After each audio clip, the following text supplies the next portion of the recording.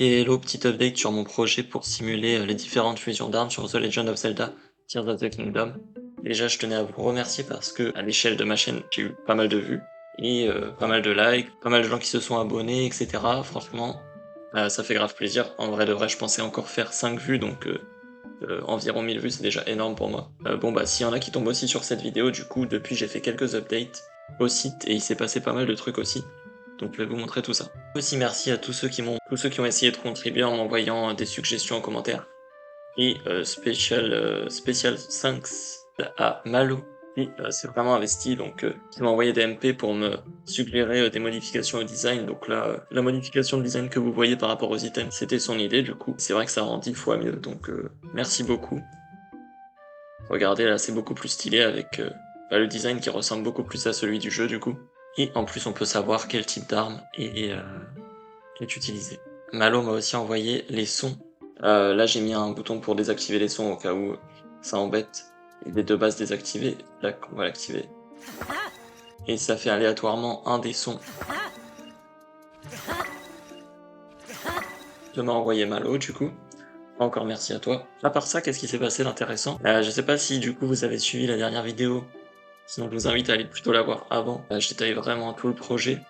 Et du coup, j'avais contacté une personne qui avait fait une spreadsheet contenant toutes les armes, tous les objets et les différents dommages qu'ils font, mais également en fonction des différents bonus. Par exemple, si c'est une arme Gerudo, le matériau auquel il est fusionné sera multiplié par 2. Donc j'avais contacté cette personne pour être sûr qu'elle soit d'accord pour que j'utilise toute sa data. Elle m'avait jamais répondu. Au bout d'un mois, j'ai fini par abandonner et donc je vous ai demandé de contribuer au projet. Ça n'a pas du tout fonctionné non plus, vu que c'était trop compliqué la façon dont il fallait contribuer. Mais récemment, j'ai fini par trouver aussi le Discord de la personne que j'avais manqué la dernière fois. Et je lui ai envoyé un message, et incroyable, j'ai eu une réponse. Je vous mets quelques extraits de ce moment magique pour moi. Il vient d'accepter ma demande d'amis sur Discord. Ok. Bon, bah, il s'est redéconnecté. Oh my god, il m'a répondu. J'ai peur qu'il dise que c'est de la merde. Alors, il me dit, ok, désolé, j'avais pas vu le message, je vais checker. Ensuite, je lui ai dit, ce qui m'importait le plus, c'est de savoir que j'avais le droit d'utiliser ta data. Il est mort de rire. J'étais sûr qu'elle était française, je sais pas pourquoi. Je suis totalement d'accord pour utiliser les choses qui sont elles sont là pour être utilisées. C'est noté, bah du coup, tu verras sûrement cette vidéo. Merci beaucoup.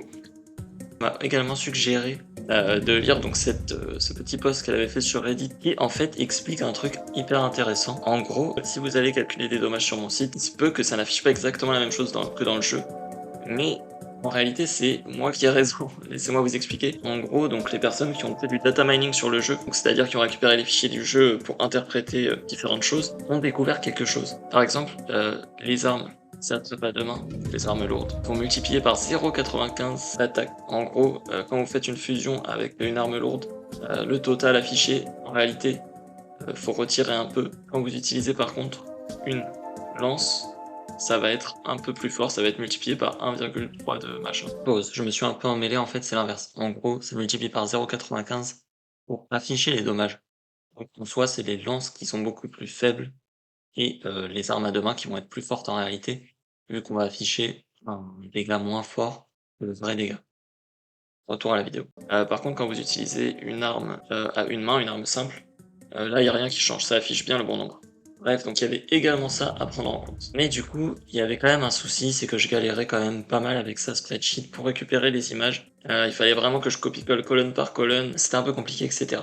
En continuant de chercher un peu sur sa spreadsheet, j'ai fini par tomber sur une autre spreadsheet avec un lien pour un serveur exclusivement rempli de gens qui font du data mining et de la recherche sur le jeu Zelda Tears of the Kingdom.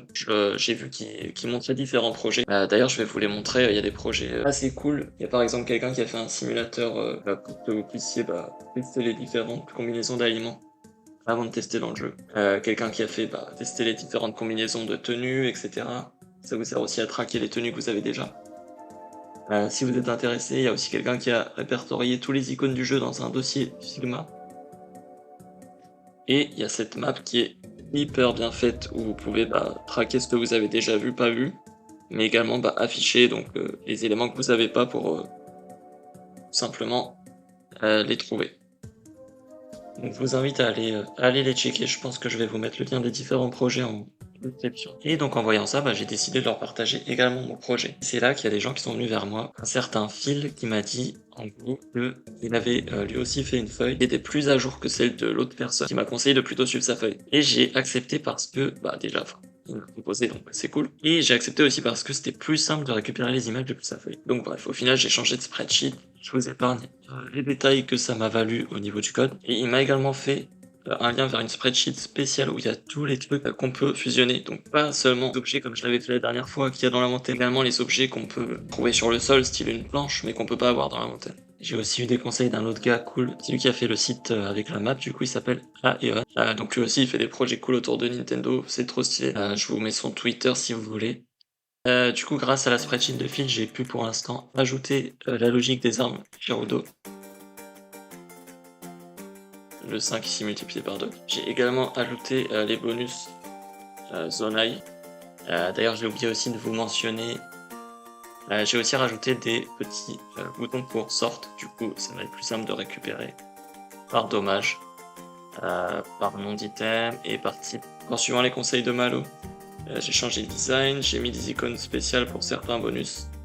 J'ai fait des petites animations aussi. On prend un truc classé et qu'on le fusionne, ici ça va nous faire ça.